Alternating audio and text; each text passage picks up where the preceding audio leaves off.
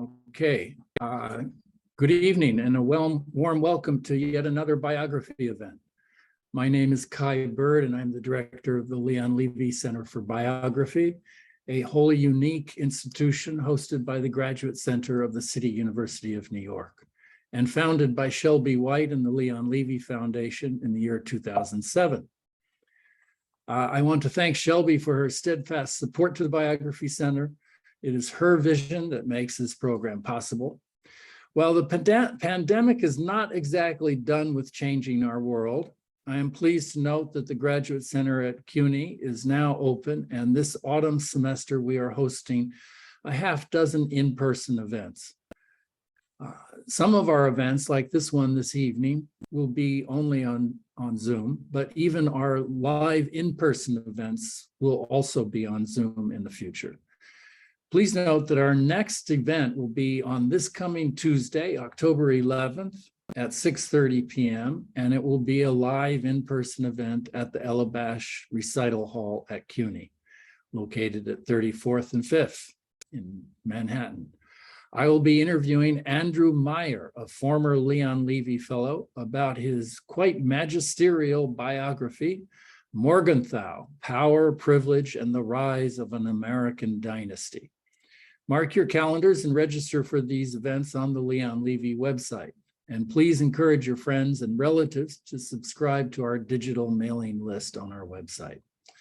But tonight we are here to discuss and celebrate Jean Andrew Jarrett's new biography, Paul Laurence Dunbar, The Life and Times of a Caged Bird.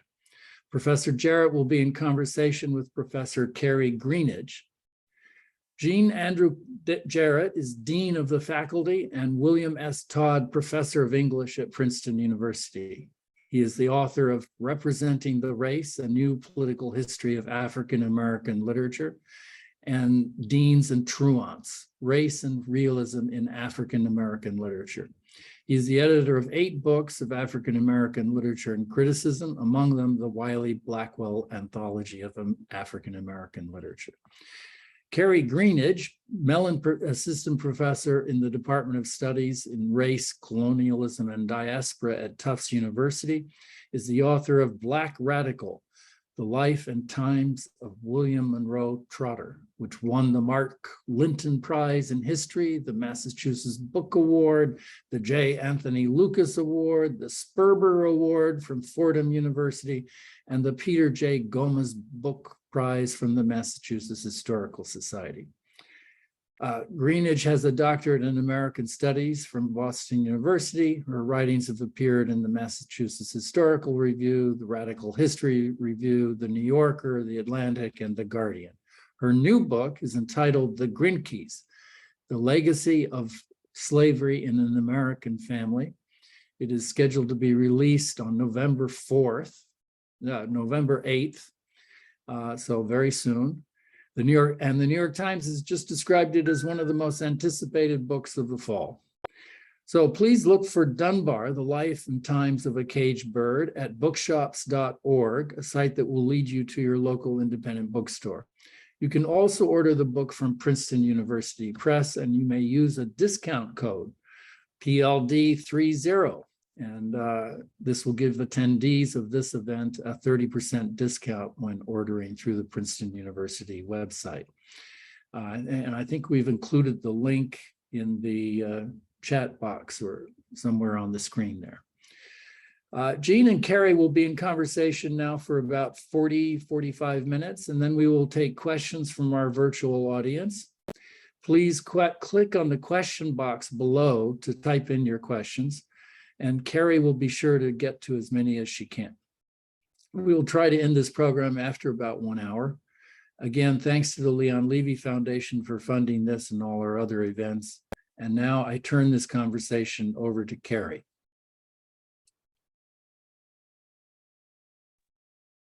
Hello, everyone. It is my absolute pleasure to be in conversation with Professor Jean A. Jarrett. Before we get started, I will just remind everybody that you can put questions in the Q&A box. And at about 7:45, we will start to answer the questions, and I will get to as many of them as I can. Thank you all for coming. So Jean Jarrett, this is an absolute pleasure. I'm so excited for this book and about this book. And so I thought we would talk if you could just give a brief outline of Paul Laurence Dunbar's life for those who might not be as familiar with him, and then we'll get started there. Sure. Thank you so much, Professor Greenidge. It's an honor to talk with you and to be here. And I thank all of you who've come to listen to us have a conversation.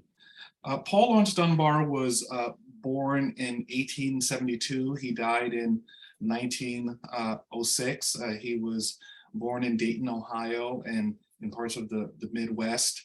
He's someone who descended from slaves who were born in Kentucky. His parents were named Joshua and Matilda. And it was against this backdrop of recently freed or manumitted parents that he understood the importance of being an African-American in the postbellum 19th century. He was born and raised during the era of Reconstruction. And while he was living in Dayton, he had built up relationships, including people such as Orville Wright, who is one of the brothers of the Wright brothers that many people know of. He also built relationships with distinguished cultural critics like William Howells and other important patrons that we will talk about. He also built relationships with people as far apart as Frederick Douglass, as well as Booker T. Washington, and even someone like Theodore Roosevelt. He became especially well known as a writer of poetry, although he was a versatile literary artist. He published in the realms of nonfiction as well as fiction. He was someone who was an erstwhile librettist. And over the course of his life, he was a rather prolific writer. I should also say that he is known for having a relationship and eventual marriage with Alice Ruth Moore, who had a remarkable career in her own right. And they had a rather turbulent relationship, which of course we can talk about if you'd like. But he ultimately died in his early 30s. And I would say that although he died relatively young, he had a wide-ranging and eventful life. And it's through the context of his life we can learn about what it means to be an African-American aspiring to be a professional writer at the turn of the 20th century. Excellent. Thank you so much. And one of the things I really loved about this book was grounding Dunbar, as you say, in the era in which he was born. You say in the introduction that he was reared during and after Reconstruction in a generation of so-called new Negroes, quote, whose parents had been enslaved and who were adjusting to the capitalist modernity of America. It was a time, as you point out, when, quote, the man of letters had to become a man of business. And this is taken from William Dean Howells. How do you think this specifically affected Dunbar's art, given that he is raised in this era and raised at a time when the notion of being a literary artist occurred at the same time that there's this idea of being a man of business?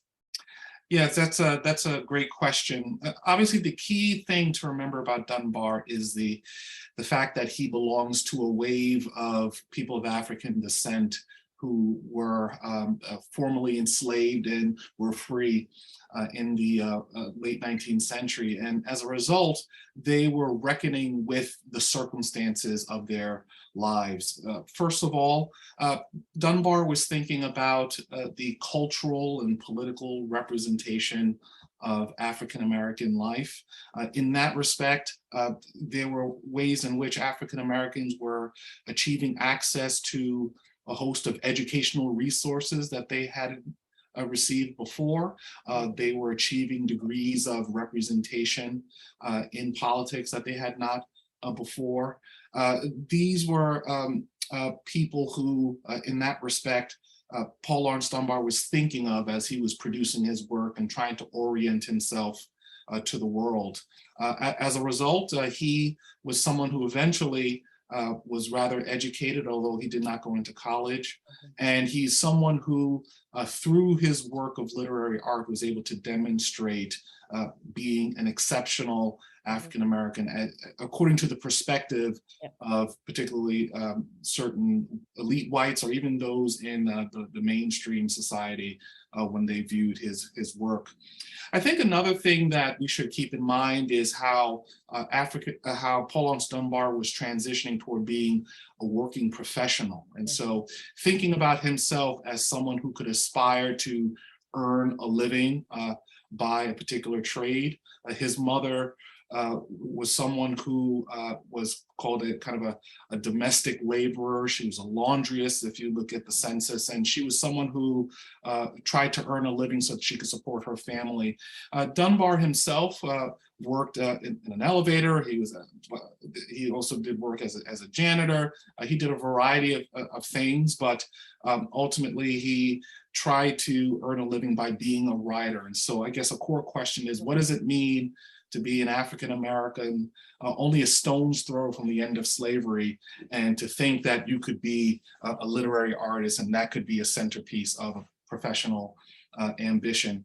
I guess the last thing I would say is that Dunbar, as he was excelling as a writer, trying to gather a sense of his audience. And so there's a way in which his poetry bifurcated between expressions in dialect. These were not only regional dialects, but also putatively Black dialect, insofar as it represented the speech of people of African descent who were either enslaved or, by certain measures, according to society, undereducated.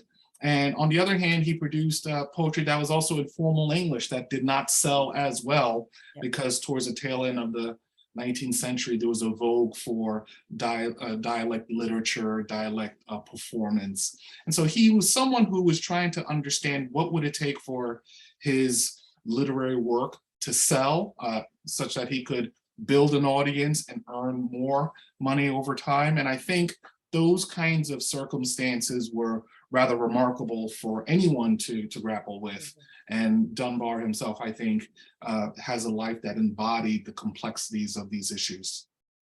Yeah, and thank you for that. I mean, as you were talking, I was thinking about his contemporary Charles Chesnutt, and the fact that one of the things that I admired about your biography was the way in which you point out Dunbar's relationship to print culture and newspapers, particularly his relationship with Orville Wright. They create that newspaper called the Tatler in Dayton. And how do you think his relationship to print culture and his relationship, as you're saying, to this idea that he could become a writer and aspiring to become a writer, as you say, one of the first, if not the first, African-American writer to earn his living by writing?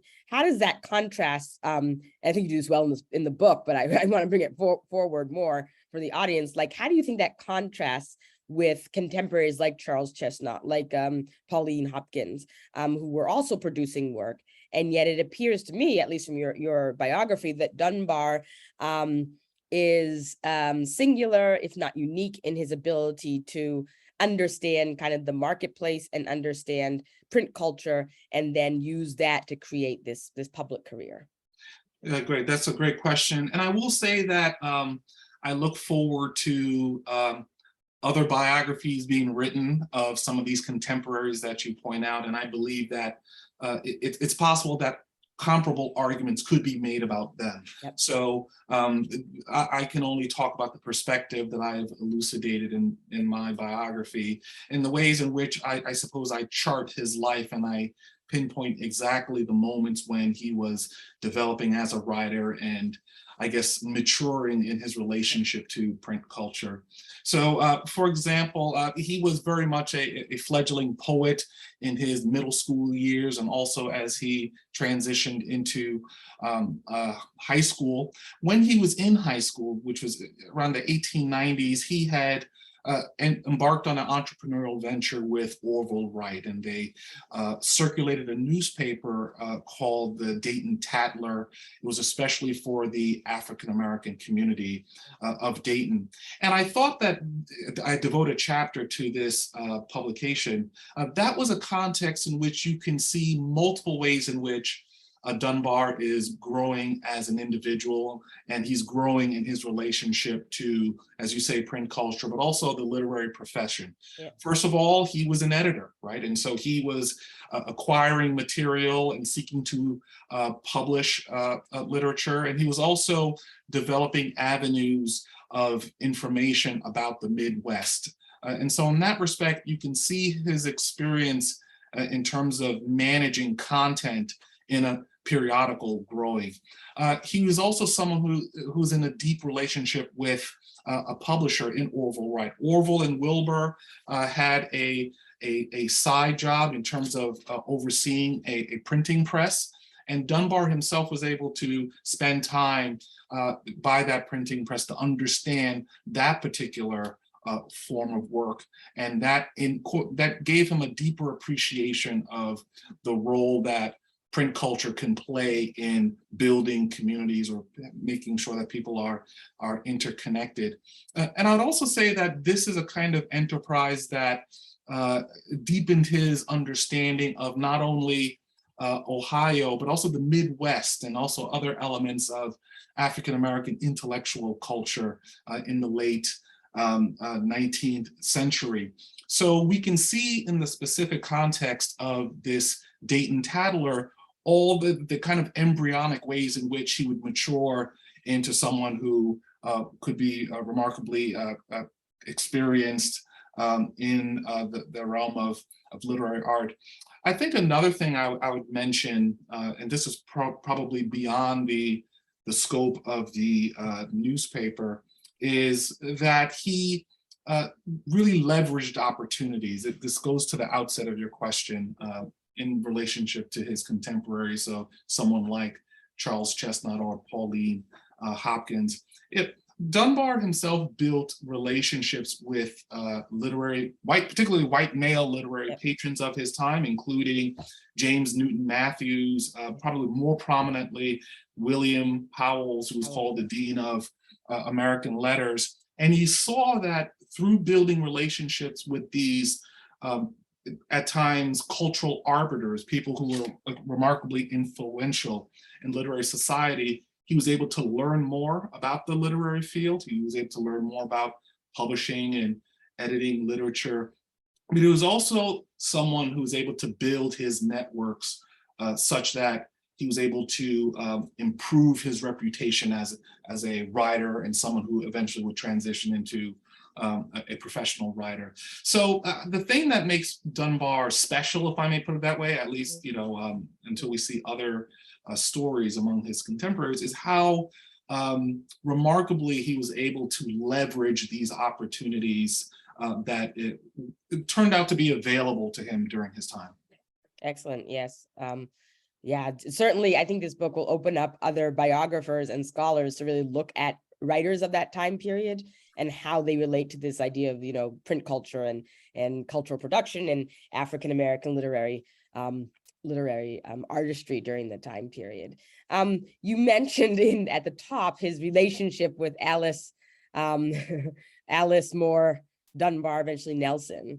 And one of the things in this biography that you talk a lot about, and that again is a sign of sort of the ways that the art of biography can do what kind of other forms of writing can't do, is his relationship with Alice and kind of his personality as a person, as somebody who, suffered from depression, as somebody who was dealing with his own, I don't want to say demons, because I think that's kind of cliche, but it's true, So what do you first of all, can you go into a little bit his relationship with Alice and how that shaped his literary career and shaped his life, and what that might show about him as this complex character in his own right?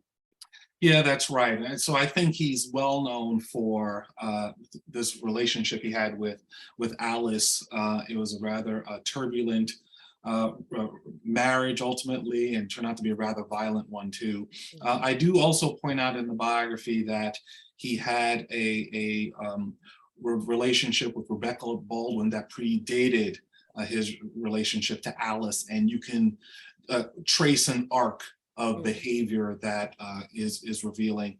So I should say that he came across an image of Alice in a Boston publication that truly excited him, if I may put it that way, and that compelled him to reach out to her. And they built up their relationship in letters of correspondence.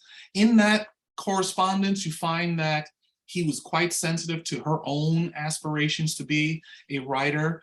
He was someone who exposed himself in terms of the various challenges he was facing as a writer. And so they built this relationship that was at once intellectual, it was certainly cordial, and then eventually it became rather flirtatious.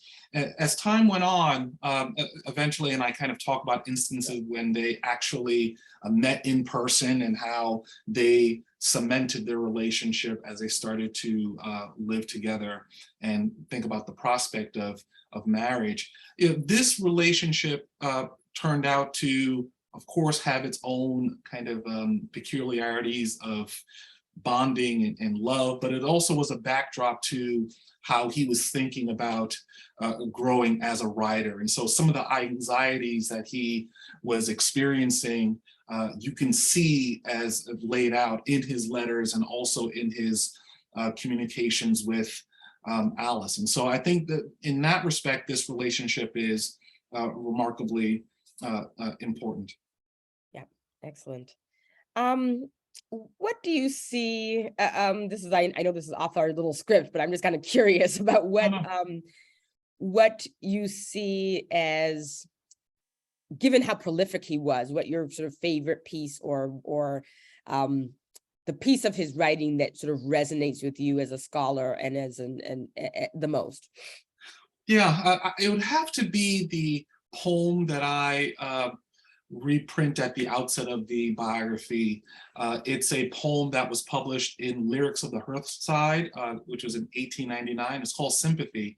And it has the phrase, I know what the cage bird feels. And so that is the refrain through the poem. And it's also the axis of the title of Maya Angelou for her own 1969 autobiography, I Know Why the Cage Bird Sings. I see the bird as kind of an autobiographical representation of Dunbar's own travails in his own life and in society, someone who is grappling with the expectations or the perceptions imposed on him, and also his development of his own sense of self. And so the challenge of life is how to reconcile the sense of self versus the public view of oneself. And just circling back to a point you brought up at the outset of our conversation about transitioning from the era of slavery, it was rather deep-seated in American society what African Americans could or could not do, as they were trying to establish a sense of political franchise, establish the sense in the world that they could be profoundly intellectual, that they were human beings, that they were not kind of codified in the denigrated way that we encountered in slavery. Paul Laurence Dunbar was trying to becoming a writer, reckon with the perception of himself in an existential way. I guess the thing that I would point out is by the time he was maturing into a professional writer in the 1890s, that was only a few decades away from the end of slavery. Exactly. From our standpoint, that's the 1990s. Exactly. And the 1990s, many people would say, is not a long time ago. I still remember Carl Lewis breaking world records. All right. And so imagine if you, at that time, only 3 or 4 decades previously, the mass of the Western world, if I may put it that way, viewed you as less than human. Yeah. How do you break through that perception? And so I Know What the Cage Bird Feels is a remarkable poem that captures in a succinct way Dunbar's kind of imagination of the possibilities, but also the the constraints. And so the metaphor of the cage itself, the extent to which it could be gilded, kind of alludes to the Gilded Age and how he was wrestling with that capitalist modernity that I spoke of earlier. Yeah, and I'm glad that you pointed that out. We tend to think of that era, the 1890s, because we're now, away from it, that it's like a different era than the slavery era, and it is. But if you think of someone like a Dunbar, who the realities of slavery were definitely very close to him, even though he was born in 1872, both of his parents and then his siblings and his closeness to that, and the fact that he's producing literature and imagining Blackness at a point when it's only 30 years away from when Black people and particularly Black men like himself would have been considered a price or chattel is pretty the possibilities of that imagination. That's absolutely right. Just to reinforce that point, he was communicating with people who perhaps once owned slaves themselves. Exactly. And or they were children of people who owned slaves. And so that was his audience. And so you can think about what the cultural and commercial pressure he was facing in order to succeed. Yeah, and one of the things I always appreciate and loved about Dunbar that you do so well in your book is his attention to dialect and really putting that into the context of this time, right? It's 30 years after the end of slavery. He's finding, the beauty and complexities of a version of African-American language in the 1890s in his dialect poetry and in his I'm thinking Sport of the Gods, when he has sort of the main characters, the way that they're speaking, that the way that he's looking at Blackness and language is rooted in the possibilities of that moment, and sort of he's making it more complex, sort of African-American life and language and art when it's just 30 years out of slavery. And he's sort of singular, I think, of writers of that time in acknowledging in his own way, in a very sophisticated way, the legacies of enslavement that are not reductive and that are not kind of stereotypical, even though he had his critics who were claiming that this was his background. I wanted to speak. Oh, go ahead. No, I was just going to say, and this is where Charles Chesnutt's own life with his conjure tales are important, and his uncle Julius as a protagonist. There was a way that the voice, the tongue of dialect, could give the impression that, at least during that time, in the voice of an African-American, that person was undereducated. There was a way that Dunbar pulled in his readers through that kind of discourse, because, as I mentioned, particularly in the wake of slavery, David Blight talks about this in his book, Race and Reunion, how there was this interest in there was the kind of the lost cause, and how the voice of dialect was a kind of a reincarnation of a world that had vanished. And so there was a kind of a nostalgic value in this language. So Dunbar himself, he heard this kind of language among his family who had just descended from slavery, and so he mastered it well. But the thing that he was able to do, and that Chesnutt does too, is he nonetheless imbued these speakers, Black dialect speakers or protagonists, with a kind of humanity that can be lost. And I think what has occurred since his time is people have been, or critics, for example, have been examining his writings, attentive to Dunbar's interest in Black humanity, even as the dialect itself harkens back to a time of minstrelsy, of the denial of education to African Americans. So that kind of double move that Dunbar was able to accomplish is quite remarkable, and that's one of the reasons why it's taken much of the 20th century for people to understand him. And I thought, therefore, my biography came at a good time. Yes, excellent. I think so as well. What do you see as the most valuable lesson about Dunbar's life and his work? As you now have this wonderful book and it's out in the world and doing well, and changing the way people are thinking about him and the African-American literary canon. What do you see as kind of the most valuable lesson, idea from his life and his work? Yeah, I think it kind of, it is anchored to that notion of a cage bird. And I suppose it would be what the lesson of overcoming challenges and persevering. And, you know, the story of one's life by the end is how well you've been able to overcome these challenges. How well were you able to persevere? Obviously, Dunbar died in his early 30s. It would be interesting to see if he had lived longer, what he would have said.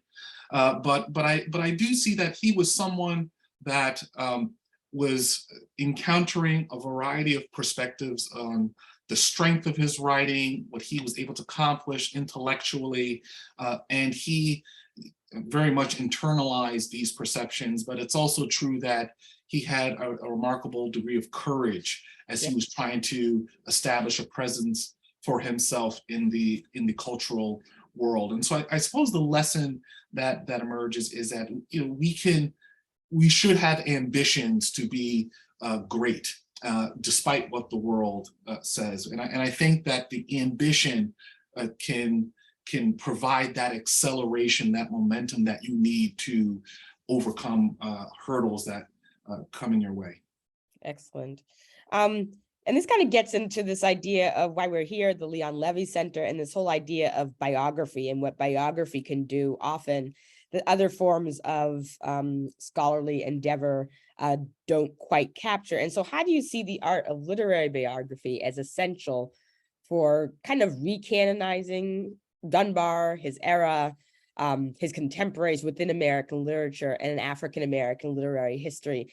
In particular, I'm thinking of, you know, the ways that biography, when it's done well, as you've done, can really change the way that a whole field kind of thinks about itself and thinks about its most famous people. So how do you see the art of literary biography as essential in reframing or newly framing Dunbar and his work? Yeah, that's a great question. You know, my great appreciation for biography emerged when I was an undergrad at Princeton. And so there I was an English major. I suppose I had a rather kind of a flat view of literary text. You kind of do a close reading. So no offense if you just do only close reading, but, you know, do a close reading of literary texts and you look at the scholarly perceptions of this work and the debates that occur in the academic field. But there were a remarkable set of African-American biographers and historians that I worked with at Princeton. You know, some names that come up are Arnold Rampersad was a great biographer. Nell Painter was a fantastic historian. I remember when I was a student there and David Leonard Lewis came to give a talk to the Department of African American Studies about his work. And just looking at how these historians and biographers were able to deepen our understanding of a person's life, of a literary text, that was something I appreciated. So I transitioned from having, I guess, a cursory understanding of literature to having a very deep understanding.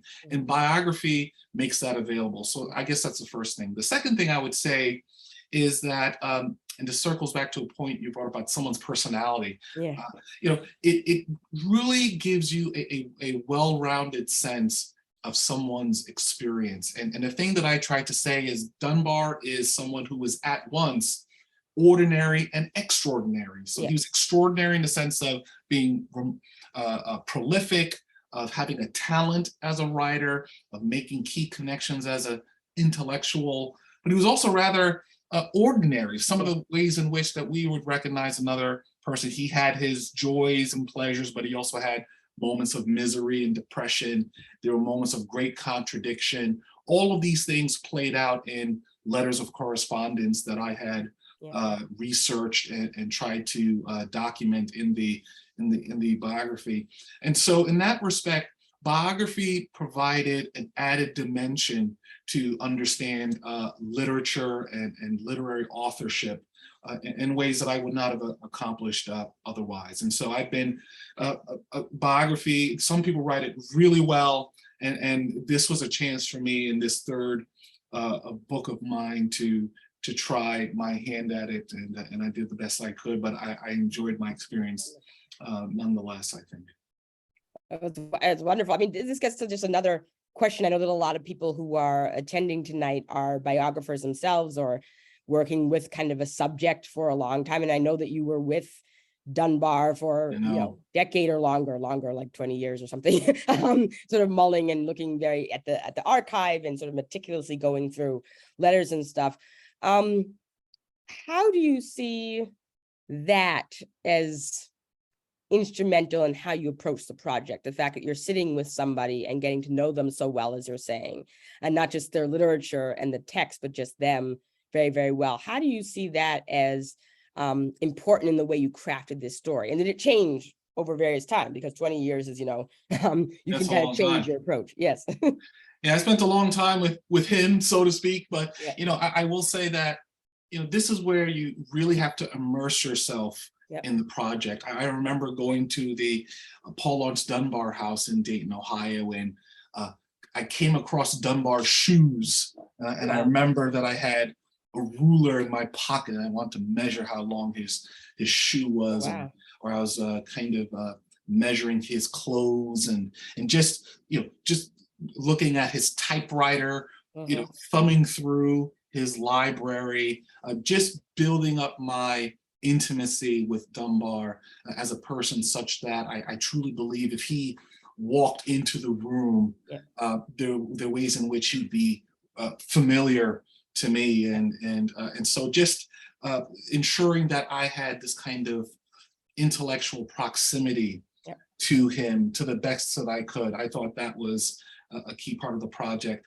So looking at the various artifacts of his life, the privilege that I had of looking at his letters of correspondence, right? So those letters were accessible in our day and age with email and so forth. I don't know the extent to which we can write biographies today of individuals who lived in our time. Maybe we'll talk about that later. But the fact that Dunbar lived in the 19th century, that his work was archived diligently by his family, that was a benefit to subsequent researchers and of course biographers.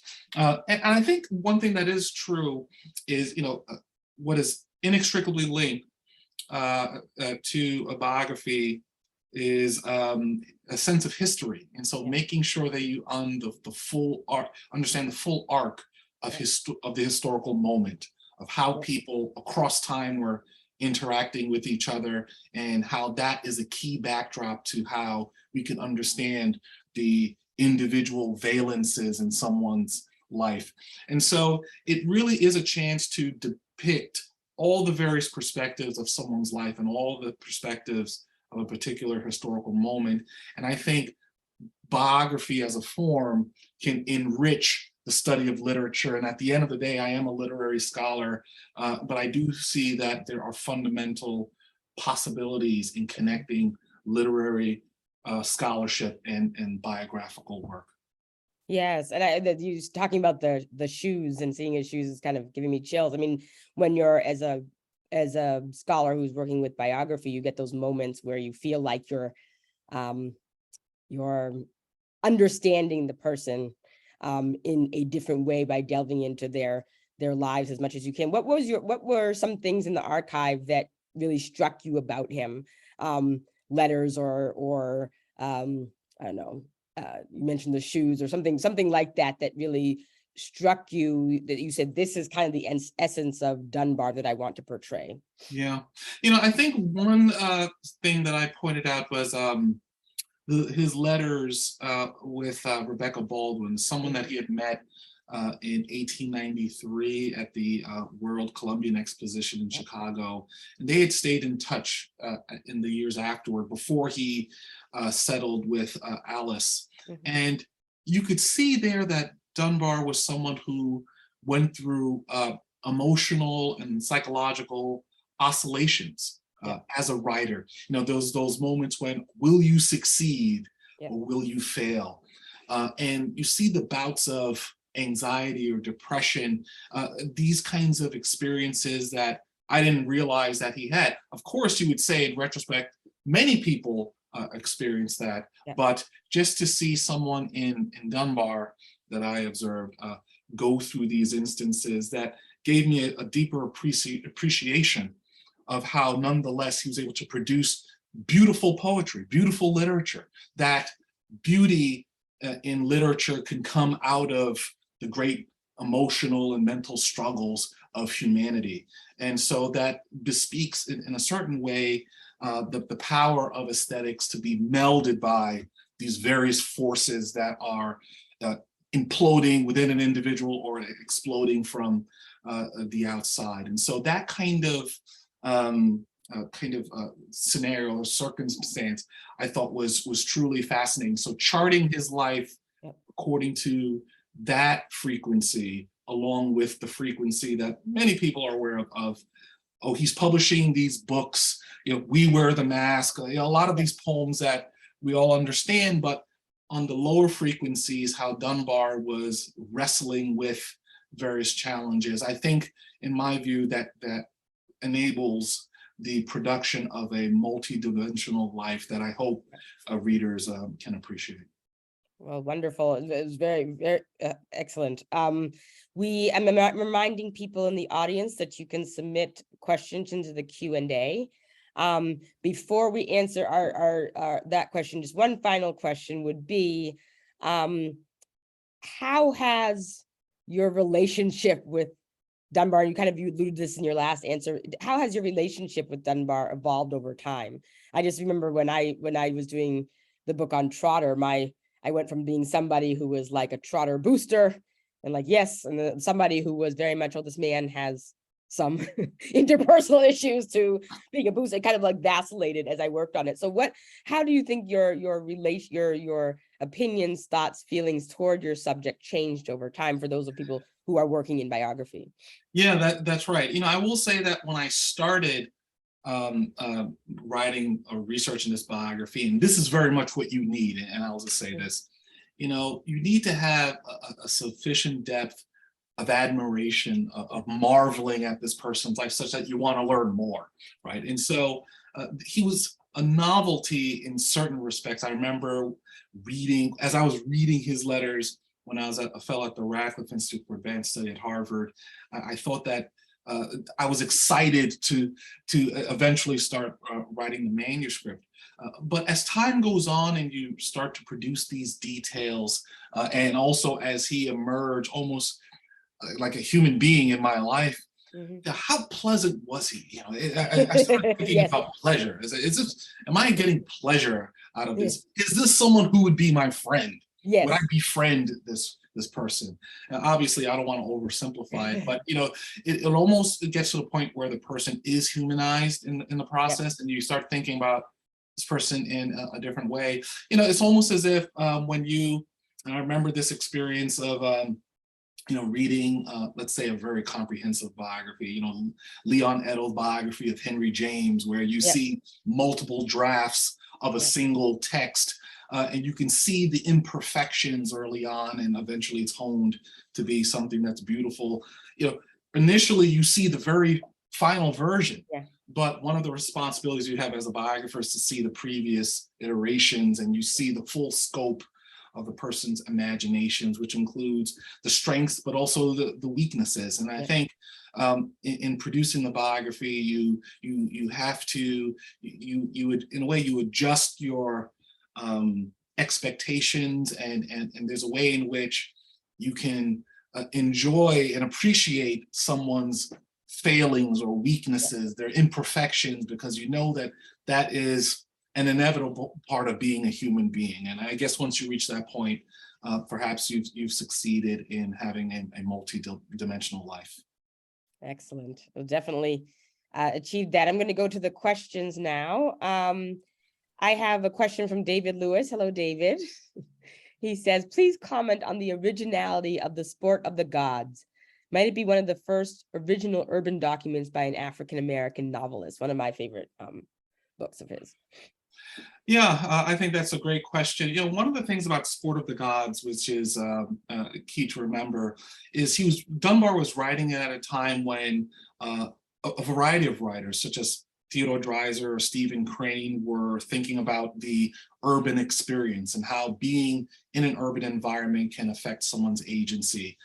Laurence Dunbar was thinking about that too, but he couples it with the story of the migration from the South to the North, and how an African-American in entering an urban environment, to what extent is that person imperiled in moral ways? And so that was a key backdrop to making this novel legible in terms of getting a sense of what Dunbar is trying to do. I mean, I will say that at this time as well, and I touch on this in the book, there was this kind of attention to bohemianism in the late 19th century, not only in African-American literature, but in wider American literature and even broader some parts of European literature. And there was this kind of fascination with how being in this kind of a complex, dense urban environment shapes someone's cultural sensibilities. And so I do talk about this in the biography as a key backdrop for the various issues that Dunbar was paying attention to. So I don't think that the novel itself was utterly original, but I do think that Dunbar himself was able to synthesize these matters in relation to some of these naturalistic elements that I just touched on, but also the special African-American experience of migrating from the South to the North and the opportunities that potentially made available. Yes, excellent. We have a question from Nell Painter, one of my idols. Hello, Nell Painter. Professor Jarrett, were you tempted to write the biography instead of Dunbar's wife? You touched upon this before, who shared some of Paul Laurence Dunbar's challenges and gratifications as a writer. Were you tempted to kind of make this, write about her life as well? Yes, so I will say this, that my documentation of Alice's life is one of the more comprehensive renditions of her life. And so in that respect, I'm happy with how my biography played out. It is true that Alice lived beyond Dunbar's life. She lived into the era of the Harlem Renaissance. And I talk about this in the epilogue of the biography, that there's a way that I hope that my biography contributes to that comprehensive biography that Alice so deserved. There's a recent biography that was published while I had the galleys of my book, and I'm pleased to see that has been published. To what extent was there a temptation to write about her life exclusively? Well, I have been asked to write a biography of Alice, to be in full disclosure, but I do think that I've had my time with Dunbar's family, and I think a new perspective would be helpful. I would even go so far to say that someone could write a wonderful biography of Dunbar's mother, Matilda. Yeah. She's well represented in the letters of correspondence. She lives beyond Dunbar's life, Paul Laurence Dunbar's life too. And so I tried to be as diligent as possible during the course of Dunbar's life to document the involvement of Alice and her opportunities and challenges, but I necessarily come to an end in his death in 1906, and based on my research, that was the appropriate place to end my narrative. Wonderful. We have a question from Crystal Cunningham, who says she is a lecturer at BMCC. She teaches Introduction to Literature 201 and loves Dunbar's We Wear the Mask, and she has students explicate and explore this poem. She asks if you have any additional ideas that she can incorporate with her students when analyzing this poem. Sure. I think, the thing about We Wear the Mask is, first of all, going into the metaphor of the mask. Like, what exactly does that mean? And I think it's important to understand how, African Americans, at least as represented in this poem, are in this realm of performance. And so the mask is a trope of performance, and the mask is a kind of a medium through which African Americans are trying to understand their world. One of the elements of the poem, if you look at the first stanza, is we wear the mask that grins and lies and hides our cheeks and shades our eyes. This debt we pay to human guile. With torn and bleeding hearts we smile, and mouth with myriad subtleties. I think there's an opportunity to analyze what does it mean that there are grins and lies? What is that representation of honesty or dishonesty, of dissembling, that is important in thinking about the relationship of Blacks who are, at least at that time, deeply oppressed, and how they're trying to reckon with their disenfranchisement at the turn of the 20th century. And what does it mean to hide certain aspects of the inner self, and what does that particularly mean? And so there's a way that there's a kind of a self-reflection that this enables regarding what is the disposition, the mental, emotional, and spiritual disposition of African Americans inside of the mask. There's also the question about what the mask itself represents as a medium of relationship across the color line, if you will. And then what are the various societal circumstances under which African Americans would have to actually adopt this mask in order to survive? To what extent is it a trope of survival? And so there are many layers that you can examine in this poem, and this is a kind of trope that has been replicated over time. You could look at the work of, let's say, Langston Hughes, who's alluded to this kind of imagery as well. Excellent. Zebula Baldwin asks about Dunbar's genre. Asks, do you see his work as more or less conventional in relation to his contemporaries, or do you see his poems and novels breaking new ground in terms of literary structures, forms, tropes? If so, where and how? Right.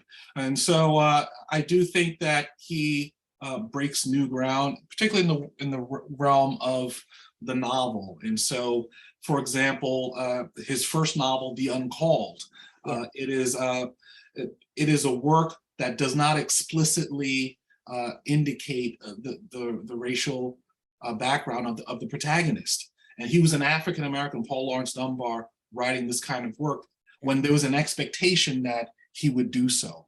And so I've argued in an earlier book that this is an anomalous version of African-American literature, that is a work by an African-American that does not authentically embody the African-American experience that we've come to see when you go to a bookstore and you go to the African-American literature section, the kind of text that you would see there. And so he had broken ground with that first novel.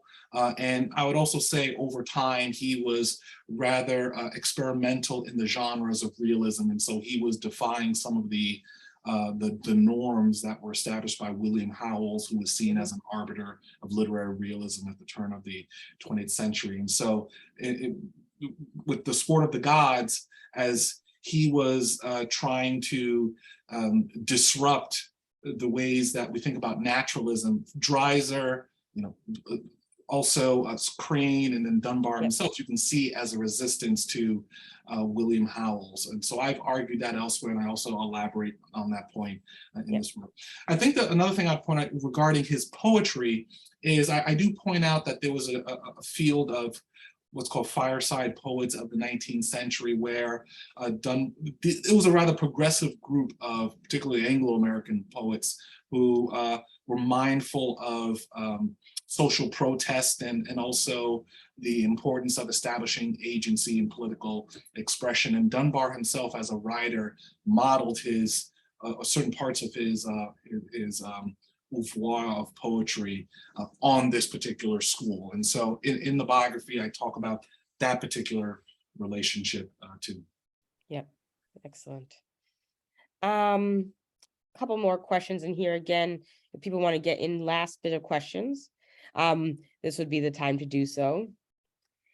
Did African-American writers, this is from Linda Maria Grasso, did African-American writers who come after, such as Richard Wright, read and pay tribute to Dunbar? So I guess it's sort of a question of how later African-American literary giants related to Dunbar's literature and to him as a figure. Okay. All right. So I know that Richard Wright is mentioned here. I'll just take a step back and have a longer view, if that's all right. And so certainly the most prominent case is James Weldon Johnson, who wrote about African-American poetry. And in his work, he talks about how Dunbar's work kind of catered to particular minstrel norms of cultural expression. And so it was a rather kind of derogatory representation of Dunbar's work. And that laid the groundwork for more kind of progressive uses of the literary vernacular, the kind that you would see in the work of, let's say, Zora Neale Hurston or Claude McKay. So writers of the Harlem Renaissance were especially conscious of what Dunbar meant during his time and how they were trying to develop a new kind of vernacular voice. That's why I said before, it would have been interesting if Dunbar were still alive during the Harlem Renaissance, so that he would have contended with these various perceptions of his work at that time. To say, to what extent does Richard Wright himself, I don't recall in his autobiography, Black Boy, the extent to which he does a close reading of Dunbar, also because Richard Wright was excelling in the genre of fiction and nonfiction. And Richard Wright, as I talk about in my first book, Deans and Truants, was mindful of how he could deploy communist aesthetics in contradistinction to the kind of folk norms that were expressed during the Harlem Renaissance. Richard Wright was trying to establish an orbit of literary expression around Chicago and the urban city in relation to the Harlem Renaissance. So it's a bit far afield to think about Richard Wright relative to Dunbar. But I will say that as you enter the 1960s, there's a resuscitation of interest in Paul Laurence Dunbar. That's around the time of the development of Black studies as an academic discipline in the academy. And there was a famous edited collection on Dunbar that was published during that time, where people were revisiting his meaning. And so I would say that from really, this is probably a little bit after Richard Wright, the periods of 1960s and 1970s onward, there's been increased interest in the meaning, the historical value of Paul Laurence Dunbar. And I think I outlined some of that in my epilogue and also in some footnotes. Excellent. I think the last question, and then we can wrap up, is from Robin Pointer, who asks, what relevance do you feel Dunbar has to our current historical moment? Well, I will say that it is a coincidence that this is the 150th anniversary of his birth. And so, so there's a nice round number. But more seriously, I published a piece in the Washington Post. And there's Dunbar, and this is something we haven't talked about a whole lot, Professor Greenidge, is that Dunbar was an eloquent spokesperson on race and politics in the essay. And he published important pieces on the contradiction or the irony of Independence Day, the ways in which Independence Day celebrates the founding of the country and this kind of democratic evolution of society, but that occurred on the backs of African Americans who were denied some of the very privileges that were constitutionally indicated at the outset of this country. And so his mind was alive to those kinds of ironies, and he wrote a variety of essays that I think would be meaningful in thinking about what we're dealing with today. For instance, in my Washington Post piece, I do touch on how Dunbar was able to see that some of the challenges that African Americans faced in small towns of the Midwest could bespeak the challenges facing the nation.